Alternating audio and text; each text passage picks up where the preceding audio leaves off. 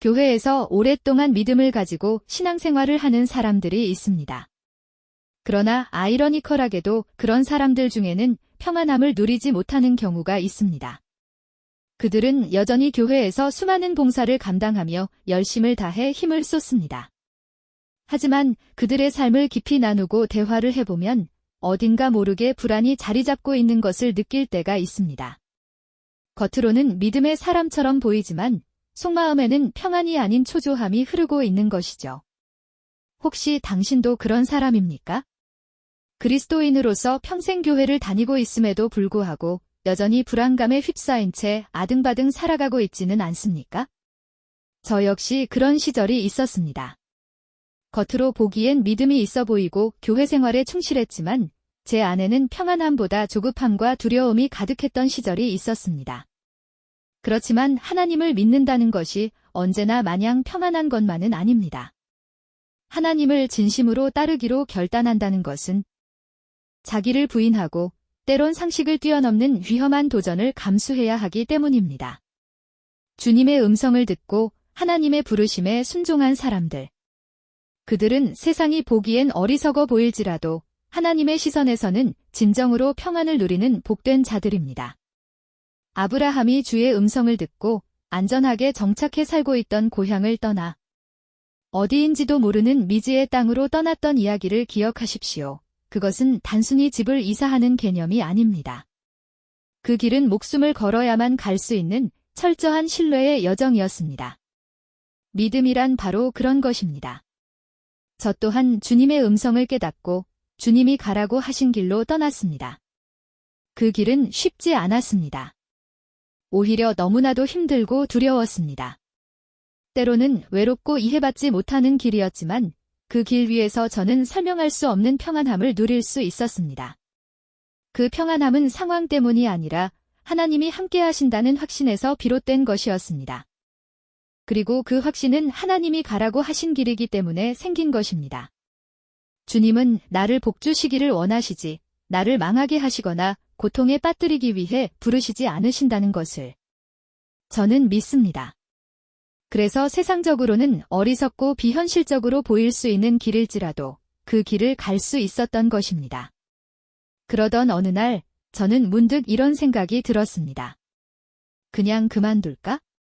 지금까지 주님의 인도하심을 따라왔지만 포기하고 현실적으로 가장 안전하고 합리적인 길을 택해서 살아볼까 하는 상상을 해보았습니다. 그 순간 저는 말로 표현할 수 없는 두려움에 휩싸였습니다. 과거에 해왔던 것처럼 현실적인 계획들을 세우는 순간마다 숨이 턱 막히고 불확실한 어두운 터널 가운데 혼자 있는 기분이었습니다. 지금까지 누렸던 평안함이 순식간에 사라지는 것을 느꼈습니다. 아직 실제로 행동에 옮긴 것도 아닌데 단지 하나님의 길을 벗어나 내가 주도하는 길을 상상해 본 것만으로도 제 안의 평안은 완전히 무너졌습니다. 그때 저는 뼈저리게 깨달았습니다.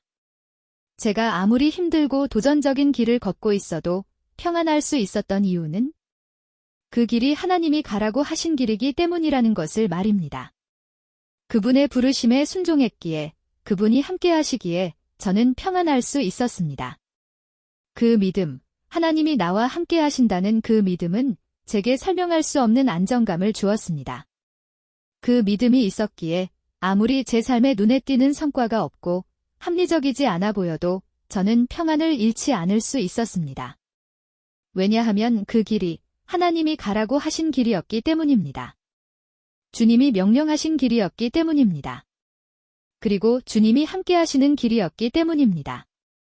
그럼에도 불구하고 오늘도 많은 사람들이 교회를 열심히 다니고 수많은 봉사를 감당하면서 신앙생활을 이어가고 있지만 여전히 깊은 불안함에 시달리고 있습니다.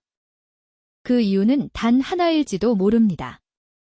그들은 하나님의 길을 걷고 있지 않기 때문입니다. 하나님의 부르심을 듣지 못했거나 듣고도 외면했거나 그저 자신의 계획과 판단대로 인생을 설계하고 살아가고 있을지도 모릅니다. 기도는 하지만 뜻을 묻지 않고 말씀은 듣지만 순종은 하지 않으며 결국 자신의 뜻을 더 신뢰하고 있는 것은 아닐까요? 하지만 기억하십시오. 하나님이 가라고 하신 길에서 벗어난다면 그 길이 아무리 세상적으로 성공적으로 보일지라도 마음속 깊은 평안을 누릴 수는 없습니다. 더 열심히 살아야 하고 더 조급해질 수밖에 없으며 끊임없이 새로운 방법을 찾고 또 다른 무언가에 의지하려 애쓸 수밖에 없습니다. 그러니 여러분, 이제 하나님의 길로 돌아가십시오. 그 길 위에서만 누릴 수 있는 압도적인 평안함을 경험하십시오. 그것은 세상이 줄 수 없는 평안입니다. 돈, 안정된 직장, 인간관계로도 채워지지 않는 차원이 다른 평안입니다. 그 평안은 오직 하나님의 임재 속에서만 누릴 수 있습니다. 하나님이 가라고 하신 길은 단순히 율법을 지키는 것을 의미하지 않습니다. 그것은 사명입니다.